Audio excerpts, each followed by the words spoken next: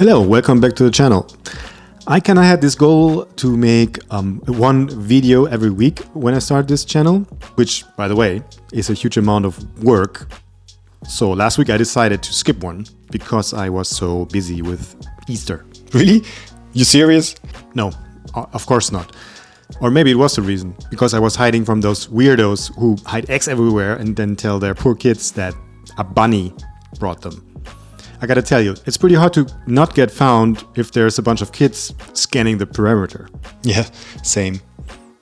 So I think that's a perfectly legitimate reason to not have made a video.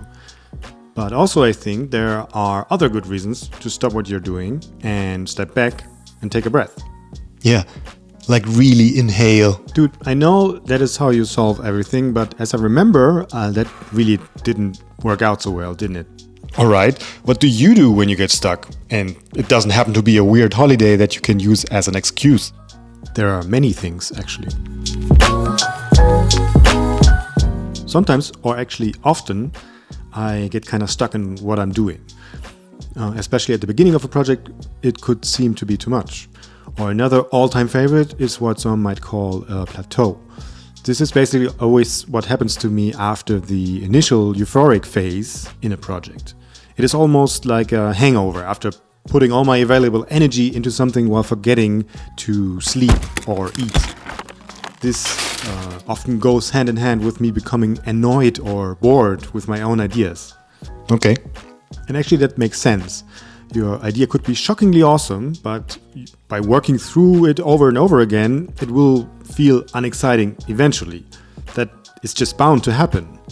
Happens to every artist. You sure? I'm sure. And that is when I encounter all kinds of doubt, my inner asshole telling me that I and my ideas are crappy. You and your ideas are crappy. In my case, it is my younger self sitting right next to me at all times. Enter the star of the show. Rather, send in the clowns, maybe. For me, there are several ways to deal with it. First, I try to remind myself of the fact that this always happens and this phase has an end. Also, I try to remember the fact that I'm good at what I'm doing and of my achievements. And the simplest and for a long time the hardest one for me, just taking a break. Even if it's just for 15 minutes. Just getting out of my chair and out of the room I'm always sitting in. This is part of the process. And one awesome way to completely ignore my inner asshole for a while is to actually put the project aside and do something entirely different. Since I work in animation and in documentary filmmaking, I sometimes have another project I can activate.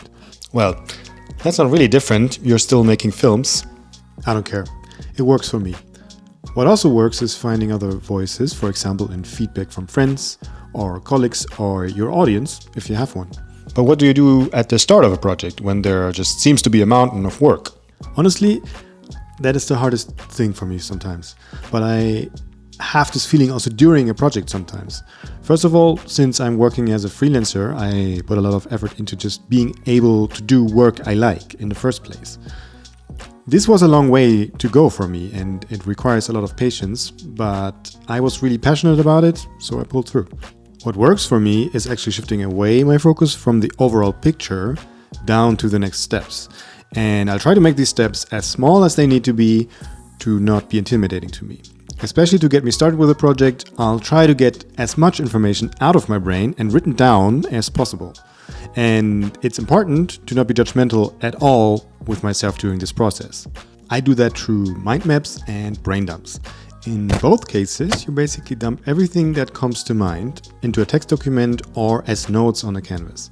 In case of the mind map, you are also making logical connections between the different notes. The goal in this first step is to put something, anything, where otherwise would be nothing. I don't want to sit in front of an empty sheet of paper longer than I have to. In the second step, I would start boiling it down by isolating the good stuff, and if necessary, I would also make a to-do list. And then it's very important to actually stick with the task at hand and not get too worked up about the rest. Just actually try to enjoy what you're doing at the moment.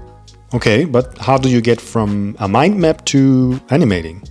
I start by writing a script, and if I get stuck, I try to get to know my characters better by, for example, drawing first sketches of them.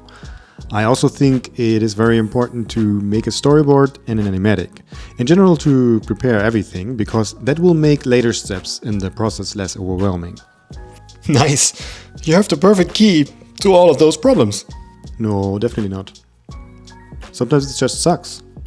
It feels like I'm never going to finish, or the idea is complete crap. And actually, I think that is fine. If I don't feel like it, I try to stop pressuring myself, because nothing good will come out of it. It's just unhealthy. Of course, I still do that anyway once in a while, but sometimes I just have to accept it and be patient. Just wait until it's over, like on Easter. Exactly. Yeah, everybody fall down once. Yeah, every logo fall down once. Yeah, everybody fall down once. Every logo fall down once. Hold it when it come. It ain't gonna stay when it drop, and when it fall down, pick that shit up. Hold it when it come. It ain't gonna stay when it drop, and when it fall down, pick that shit up.